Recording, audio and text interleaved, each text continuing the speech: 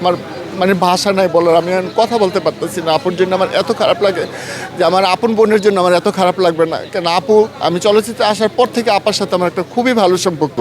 আম্মুর আর কি দেখতে আসবে, আম্মু তো নাই দুনিয়াতে। তখন আমার হাত থেকে একদম পুরো প্লেটটাই পড়ে গেছে। আমি ওখান থেকে একদম একটা পাঠাও নিয়ে ডাইরেক্ট এডমিসিতে চলে আসছি। চলে যাবে যে এটা আমার এখনও বিশ্বাস হচ্ছে না যে আপা আমাদের মাঝে নেই। আমার কাছে মনে হচ্ছে যে আপা মনে এই আমাকে ফোন দিল। ঠিক 12টা বাজলে আমি সবসময় মনে করতাম যে ফোন আসলে ভাবতাম যে অঞ্জনা ম্যাডাম ফোন দিচ্ছে। ঠিক 12টার পরে আমাকে ফোন দিয়ে অনেক সময় ফ্যামিলিগত কিছু কথা বা সুখে দুঃখের কথা সব কিছু আমার কাছে শেয়ার করতো। আর সব সময় আমার লগে সব ব্যাপারে শেয়ার করতো। তো যাক, এই 10 দিন আগে আমি ফোন দিছিলাম, আমার সাথে তার একটা যে কোনো একটা লেনদেন ছিল। তো উনি আমাকে বলছিল যে আমি এই 1 তারিখে তোর রেন্টটা দিয়ে দিব। তো এর ভিতরে সে অসুস্থ হয়ে গেছে। তো আমি মনিরে ফোন দিছি, মনির বলতেছে যে আম্মু তো এখন একটু অসুস্থ, তো তুমি কিছু কাউকে বললো না বা ফেসবুকে স্ট্যাটাস দিও না, দেখি আম্মুরে কী করা যায়। তো আমি বলছি আম্মু অসুস্থ হলে তুমি বসে রয়েছো কেন, তুমি হাসপাতালে ভর্তি করো। পরে কয় হ্যাঁ আমি হাসপাতালে নিয়ে যাবো। এই মনে করো মনে ইউনিটে হাসপাতালে নিয়ে গেল। তারপর আমি গেছিলাম দেখতে পারি নাই, ওনাকে দেখতে দেয় না ওইখানে। তারপর আমি কালকে আবার মনিরে ফোন দিয়ে বললাম, মনি আমি একটা পালা মুরগি আপুর লেগে রান্না করে নিয়ে আসবো। কয় তাহলে তুমি পিজিতে আইসো। আসলে আমি বাসায় কাজ করতেছিলাম, আমি একটা প্রোগ্রামে যাইতাম আজকে নসুন্দি।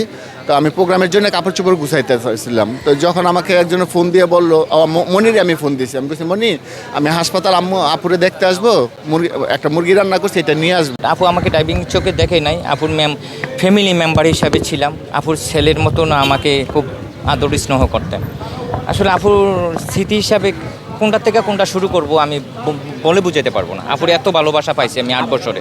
হয়তো আপুর আসলে যে কোথাও যাইলে আপু গল্প করতো যে আসলে আমার কীরকম লাগে, দেখে তো সুন্দর লাগে কিনা আরিফ, সবাই আমাকে কেমন কয়। আমি কই না, সবাই আপনাকে প্রশংসা করে, আপনি যেই ড্রেসে পড়েন না কেন আপনাকে খুব সুন্দর লাগে।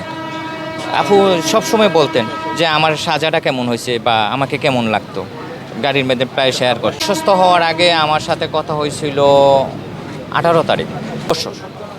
আপুর সাথে আমি 8 বছর যাবত আছি। আর আপু আসলে ওই একটা আছে না যে আমি আফুরিয়ানে ড্রাইভিং পদে ঢুকছি, কিন্তু ড্রাইভিংয়ের চোখে দেখে নাই, সবার সাথে পরিচয় করেছে সে আমার ছোটো ভাই দেবর। এইটি বলতো আমার কাজিন, আমার ছোটো, এই যেখানেই যেত আমাকে নিয়ে যেত। আর আফু এত ভালোবাসা পাইছি, আমি জানি না যে আফুর মতন মানুষ আছে কিনা বাংলাদেশে, এত মায়া বা এতটা আদর। আর সর্বশেষ আফুর যখন ইউনাইট হসপিটালে ভর্তি হয়েছে, আসলে আপনারা আমি জানি না কোনটা থেকে আমি কি বলবো। আফু মানে আমার বলার ভাষা নাই। আমার আসলে আজকে 12 দিন যাবৎ আমার ঘুম নাই চোখে।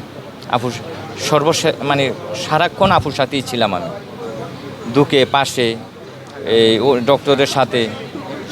শিল্পী সমিতির থেকে ভালোই রেসপন্স দিছে, আমাকে কল দিয়েছে। তবে শিল্পী সমিতিকে আমরা প্রথম 2 দিন বা 3 দিনের মাথায় জানাইছি, প্রথম শুরুতে জানাই নাই। আমরা ভাবছি যে আপু ভালো হয়ে বাসায় চলে আসবো, এই জন্য আর জানাই নাই।